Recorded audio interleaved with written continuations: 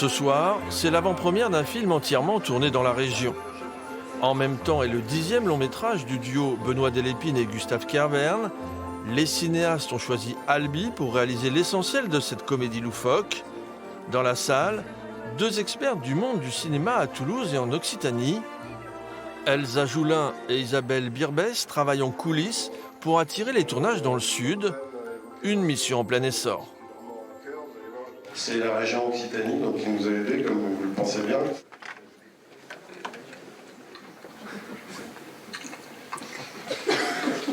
On est devenu la 2e région en nombre de jours de tournage.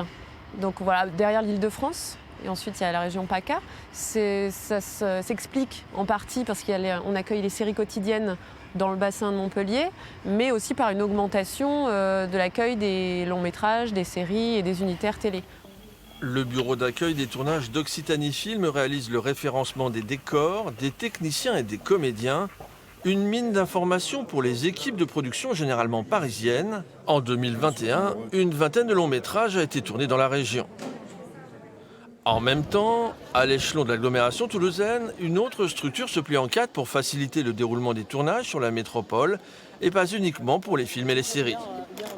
On a fait le bureau des tournages pour avoir une seule porte d'entrée et pour que les productions n'aient qu'un interlocuteur et puissent demander les choses sans vadrouiller à droite et à gauche et que ce soit un peu plus compliqué.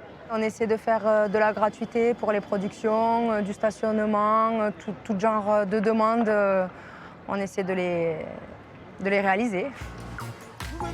Les collectivités, de gauche comme de droite, développent des fonds de soutien financier pour inciter les réalisateurs à venir poser leurs caméras en province. Des aides conditionnées au recrutement de professionnels et de prestataires locaux. Un effet d'aubaine pour Gustave Kervern, qui adore tourner le dos à la capitale.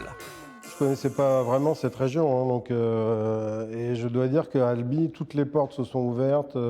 Il y a par exemple un tournage qu'on a fait dans le poste de vidéosurveillance de la police. C'est pas si évident que ça à pouvoir tourner à l'intérieur et ils nous ont ouvert les portes tranquillement. On sent que les gens ont la pêche, ont le sens de l'humour. Moi, vraiment, je le dis très sincèrement, j'avais l'impression de revivre, je vous le dis vraiment du fond du cœur.